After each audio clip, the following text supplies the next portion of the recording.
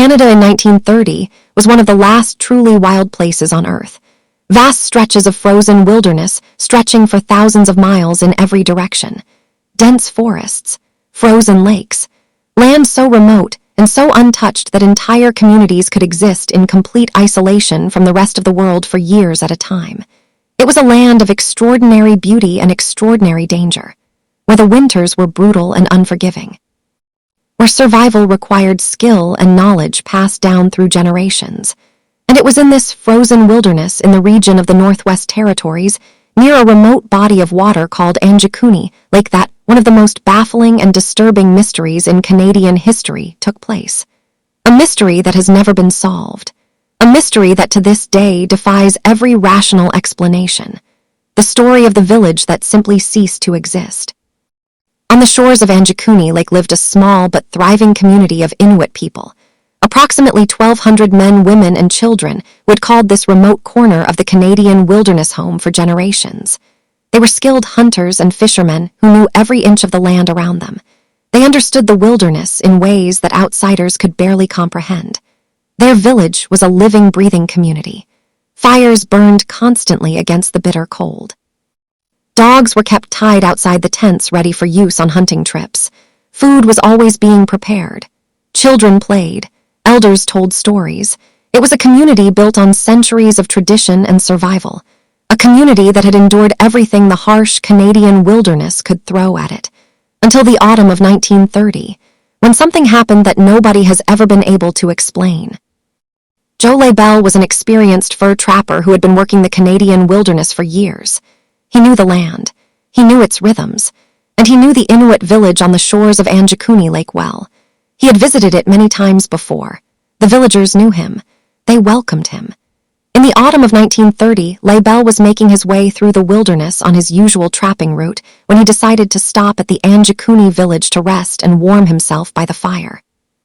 It was a perfectly ordinary decision, something he had done many times before, but as he approached the village that day, something felt wrong.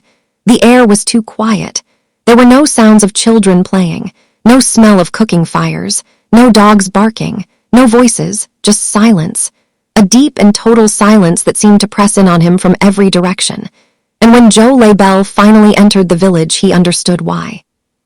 The village was completely empty. Every single person was gone.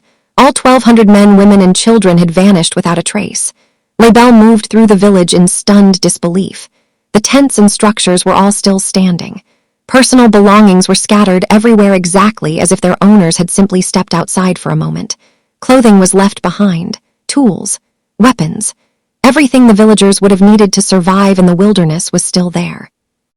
Most chillingly of all, food was still cooking over dying fires. Half-finished meals sat in pots over embers that were barely still glowing. Whatever had caused these people to leave, they had left in such a hurry that they had not even taken their food from the fire. They had not taken their weapons. They had not taken their winter clothing. They had simply gone into one of the most hostile and unforgiving environments on Earth, without the tools they needed to survive. And they had left no footprints in the freshly fallen snow. Joe Labelle searched the village, desperately looking for any clue that might explain what had happened. What he found only deepened the mystery. The dogs that the villagers kept tied outside their tents were still there, still tied, still alive, but barely. They were emaciated and weak from hunger and cold.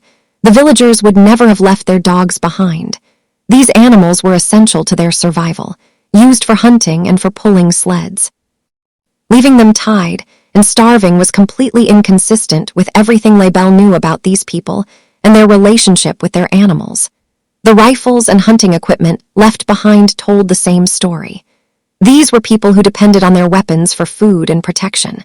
Nobody who knew this wilderness would voluntarily leave without them, unless they had no choice. Unless whatever had caused them to leave had not given them time to take anything at all. What Joe Labelle discovered next was perhaps the most disturbing detail of all. As he searched the outskirts of the village, he came across the community's burial ground, and what he found there made his blood run cold. The graves had been opened, every single one of them. The frozen ground had been broken, and the graves had been emptied. Whatever or whoever had been buried there was gone. Now think about what this means for a moment. Opening graves in frozen Canadian ground in the middle of winter is extraordinarily difficult work. It requires tools. It requires time. It requires effort. This was not something done quickly or carelessly. Someone or something had deliberately and methodically opened every grave in that burial ground and removed whatever was inside. In every culture in the world, the graves of the dead are sacred. Whatever had visited this village had shown no respect for the dead, had shown no fear of consequences, had simply taken everything, the living and the dead alike. Joe Labelle was so disturbed by what he had found that he immediately left the village and traveled to the nearest telegraph station where he contacted the Royal Canadian Mounted Police. Officers arrived as quickly as they could given the remoteness of the location. They conducted a thorough search of the village and the surrounding wilderness.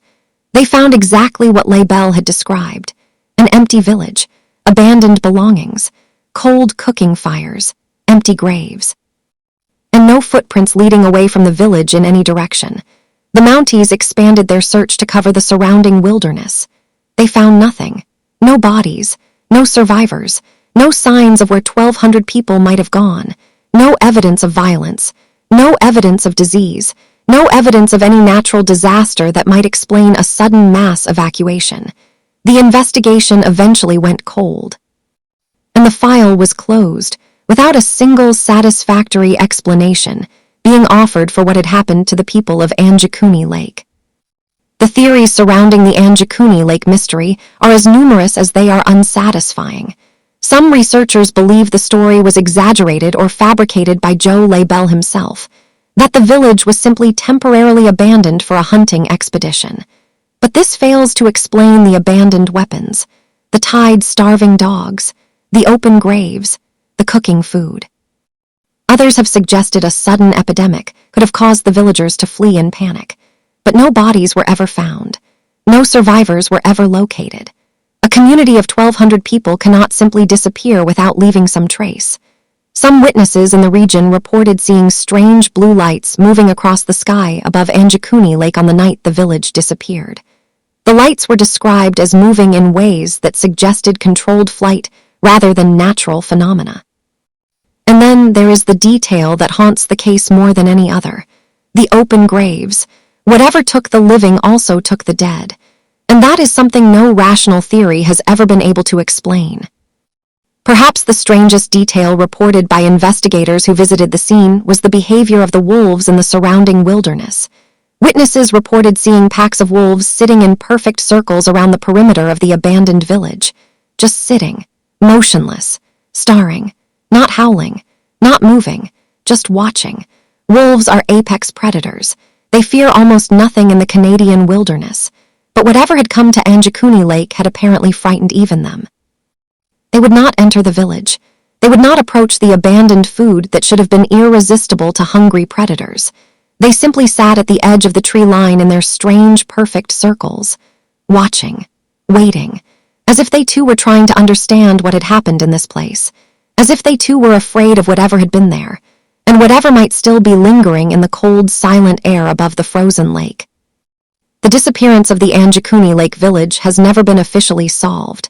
1,200 people, gone without a trace, no bodies ever found, no survivors ever located, no explanation ever proven.